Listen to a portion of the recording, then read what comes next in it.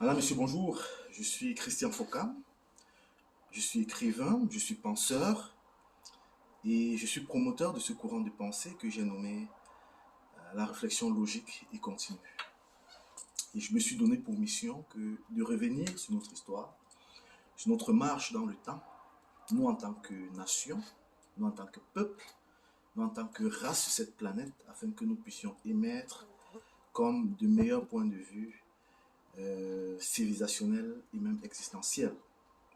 Donc, après vous avoir remercié de me suivre au travers de cette modeste chaîne, j'aimerais, si je commets cette petite vidéo, c'est pour vous présenter mon nouvel ouvrage, La démocratie corporative, qui est un essai qui a pour objectif de jeter les bases d'un nouveau système organisationnel, institutionnel. Mais avant de faire cela, permettez-moi de répondre à une question qui m'a été posée. Donc, de plus en plus, il y a des personnes qui me demandent avec insistance sur quel fondement se base ma prétention quand je me qualifie de penseur. Donc, pour leur répondre, je dirais déjà simplement, un penseur est simplement un individu qui s'est donné le droit, qui s'est donné pour objectif et même des fois le devoir d'émettre des théories afin d'idéaliser la société, afin d'améliorer l'environnement social des individus d'une nation.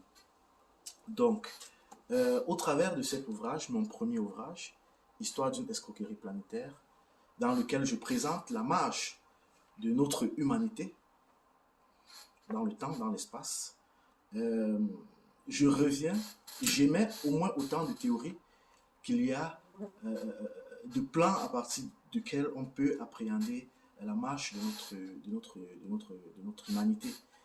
Donc, j'émets au moins autant de théories qu'il n'existe de points, de champs d'observation à travers lequel un observateur peut considérer la marche de notre humanité, que ce soit d'un point de vue historique, anthropologique, scientifique, religieux et même théologique. Donc, dans un cadre de réflexion logique, je réponds à toutes ces questions et bien plus que ça, je suscite d'autres questions. Donc, Histoire d'une escroquerie planétaire, c'est notre histoire, c'est l'histoire de notre humanité, présentée de façon assez logique, qui est le paradigme pour lequel dont je promeux. Et donc, c'est disponible sur Amazon. Alors, quand j'ai dit ceci, on peut revenir sur mon ouvrage, mon nouvel ouvrage, La démocratie corporative.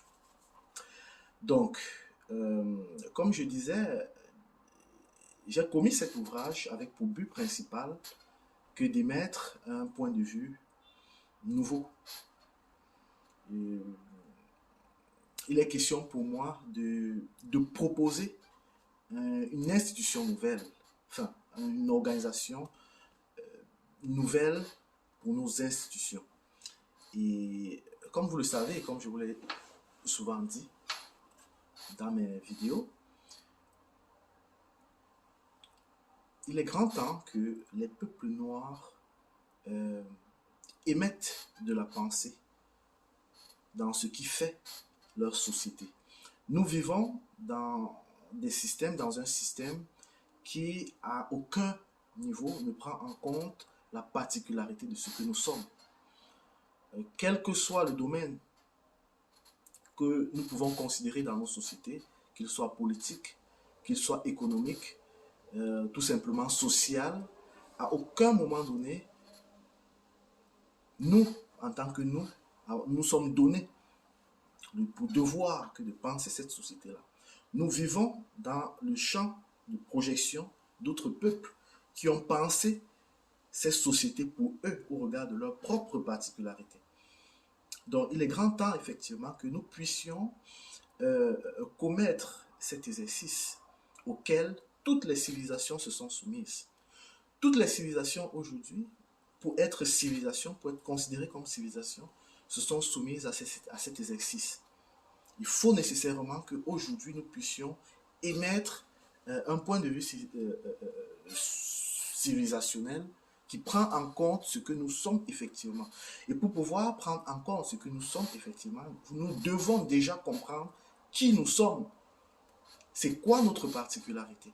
Et alors, quand nous aurons compris notre particularité et que nous aurons pu trouver, émis un système qui soit en accord avec ces particularités, en ce sens, on pourra commencer, mais alors seulement commencer à évoluer.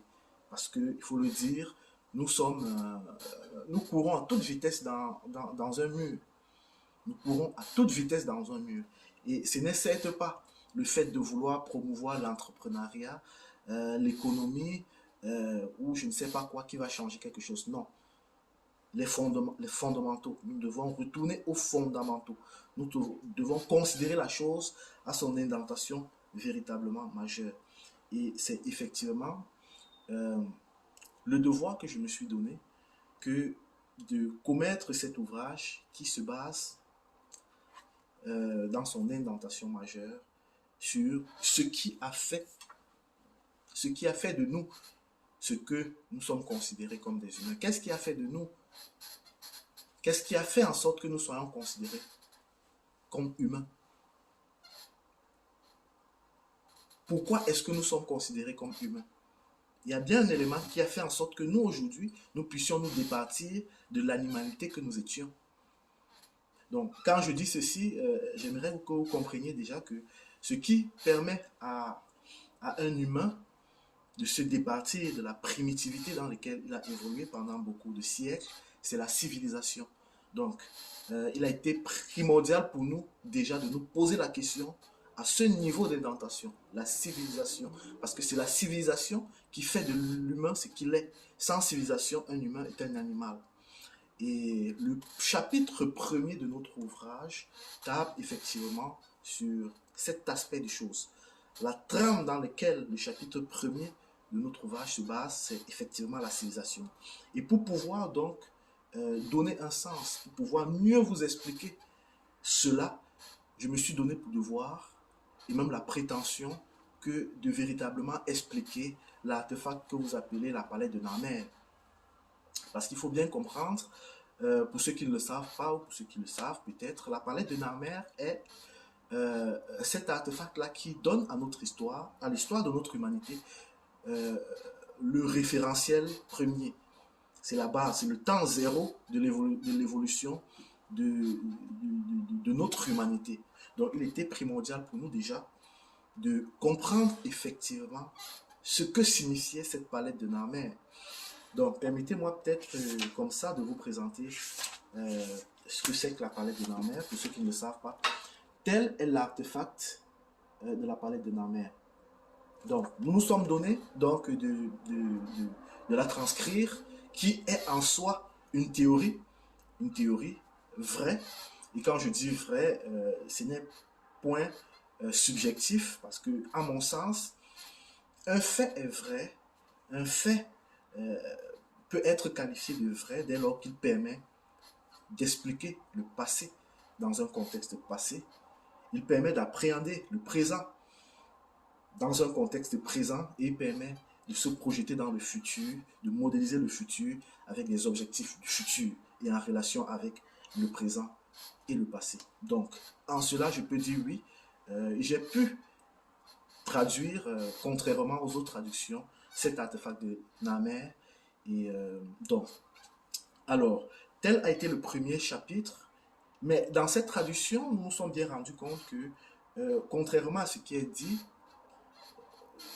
qui voudrait dire, comme certains le savent, cette palette qui voudrait,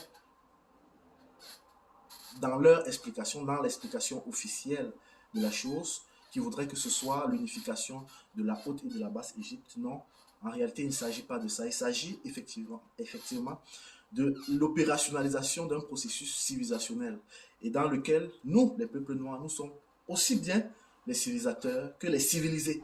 C'est quelque chose d'important à comprendre. Et l'acte civilisationnel est réalisé par des institutions. Laquelle institution est effectivement, dans un premier temps, ce qu'on appelle la maths, au-delà de ce que les uns et les autres pourraient prétendent de la maths. Dans un premier temps, nous avons SLAMAT en tant qu'institution impliquée dans cet acte civilisationnel. Et d'autre part, nous avons une institution beaucoup moins connue, les Moshe, les Moïse, qui aussi était une institution. Quand vous lirez, vous comprendrez le raisonnement, le déroulement, et vous comprendrez que c'est tout à fait logique et c'est vrai. Et en cela, quand je dis que Moïse était une institution, c'est également une théorie que j'ai pu justifier, que j'ai pu développer et que j'ai pu prouver. Donc, dans le premier chapitre, cette palette de Namer m'a permis de présenter en son indentation première, en son indentation majeure, qui est un acte civilisationnel d'un peuple dont nous étions et les civilisés et les civilisateurs, d'une institution, enfin de deux institutions, l'une connue comme Math aujourd'hui et l'autre connue comme Moïse, un peu moins connue comme Moïse, parce que Moïse, comme je l'ai dit, était une institution. Donc, et tel était le premier chapitre. Vous comprendrez, nous reviendrons dessus quand je me donnerai le temps que de revenir, de parcourir chapitre après chapitre. Le chapitre suivant, le deuxième chapitre, est destiné à effectivement mettre du doigt, à souligner ce qui fait notre particularité. C'est quoi notre particularité? Et dans ce deuxième chapitre, nous avons pu effectivement nous rendre compte que la particularité que nous, les peuples noirs, nous avons des autres nations est due au fait que nous partageons en commun une tare pathologique caractérisée par l'individualisme. Nous sommes pathologiquement individualistes. C'est génétique. C'est génétique. Et donc, toute la situation dans laquelle nous sommes embourbés, notre triste situation actuelle, tient lieu à son indentation majeure, permettez-moi encore d'utiliser ce terme, à son indentation majeure tient lieu effectivement de cette tare que nous avons en commun. C'est effectivement parce que nous sommes individualistes que nous avons perdu tous nos combats au cours du fil de l'histoire. C'est parce que nous sommes individualistes qu'aujourd'hui nous sommes embourbés dans une pauvreté à nul autre pareil. C'est parce que nous sommes individualistes que nous sommes battus à tous les niveaux. Donc, nous avons pu démontrer de fortes belles manières, de façon argumentée et à divers plans, qu'effectivement, la base, le tréfonds, les fondamentaux de tous nos problèmes est lié à cette pathologie génétique. Au troisième chapitre, il a été question effectivement d'émettre cette démocratie corporative, cette innovation organisationnelle d'un point de vue institutionnel. Mais pour ce faire, la question que nous sommes posées à l'issue du deuxième chapitre, après que nous ayons statué sur l'objectif de notre situation, nous sommes posé la question de savoir, au regard de notre particularité, de notre individualisme pathologique, est-ce qu'il serait meilleur que de travailler afin que de se départir de cet individualisme, ou alors il est mieux de récupérer cet individualisme à notre compte? Parce qu'il faut bien le comprendre, si nous n'avions pas été individualistes, si nous étions des êtres, une nation, des peuples, des individus ayant en partage un brin de collectivisme, il faut bien comprendre que des événements comme l'esclavage nous auraient éradiqués de cette planète. Il faut bien comprendre que si nous avions un brin de collectivisme, des événements comme la colonisation nous auraient exterminés. Donc, si nous étions collectifs, nous avions un brin de collectivisme dans nos gènes, nous ne serions plus présents sur cette planète. Donc, quoique l'individualisme soit pour nous une catastrophe, une tare, elle recèle en elle-même de façon intrinsèque une valeur que nous pouvons utiliser. Et donc, à la question de savoir, est-ce qu'il faut utiliser cette tare ou est-ce qu'il faut travailler afin de l'éradiquer, ce livre en lui, cette institution que nous présentons, est en réalité pour nous une façon de récupérer à notre compte cette tare qui nous caractérise. La démocratie corporative est, est un système social qui met en avant l'individualisme qu'il nous serait difficile de nous départir, dont il serait difficile de nous départir. Dans cette innovation institutionnelle, nous mettons en avant le fait que l'homme noir, l'humain noir, a fondamentalement du mal à percevoir, à entrevoir la société au-delà de sa personne.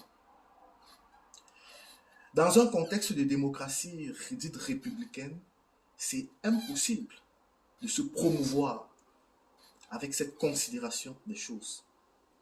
Il est impossible de se promouvoir, d'évoluer avec des êtres qui n'ont pour considération première que leur personne.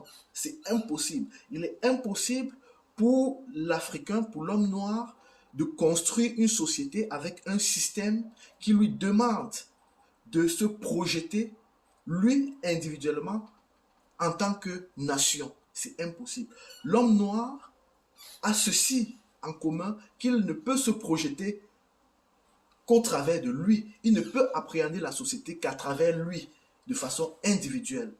Donc, ce faisant, si nous arrivons à trouver un système qui permet à l'individu non seulement de se promouvoir en tant que lui, et ce faisant, parce qu'il s'est promu en tant que lui de façon individuelle, promet par voie de conséquence, promeut par voie de conséquence la société, alors nous arrivons à résoudre le problème fondamental lié à notre caractéristique.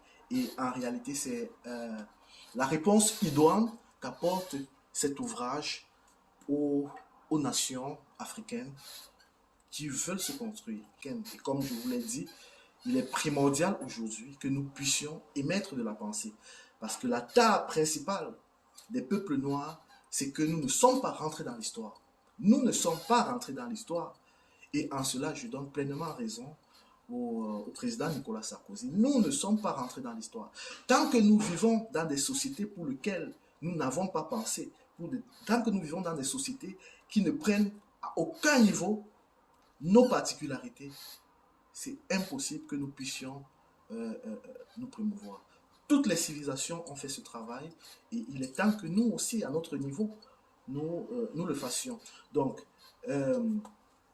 je dédie cet ouvrage donc aux corporations, les enseignants, les médecins, les paramédicaux, donc toutes les corporations. Parce qu'il faut bien le comprendre, quand vous lirez, vous comprendrez que la maths, tel qu'on le dit, était une corporation.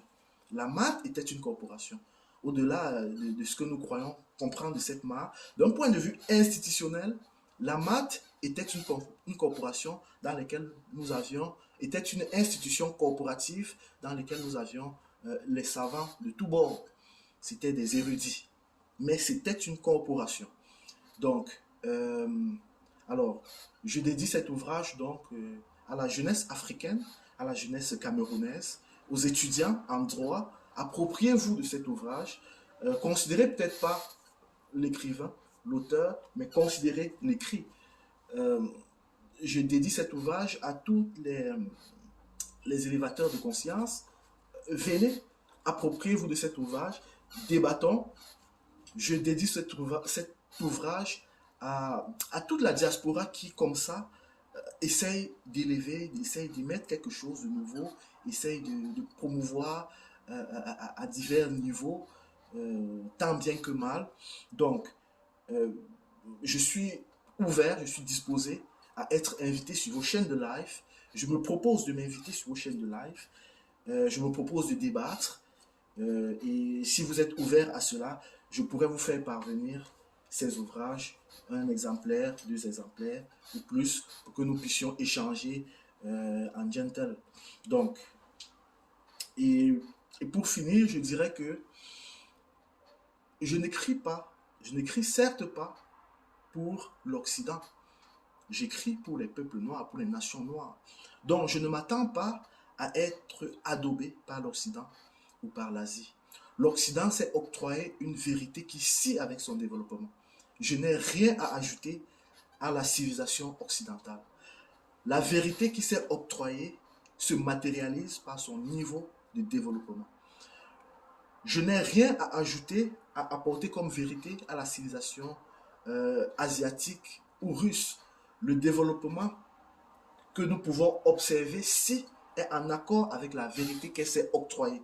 Donc je m'attends à ce que mes frères africains, vous, que vous promouvez, que vous prenez en considération ces écrits, parce que j'ai écrit pour vous, j'ai écrit pour nous.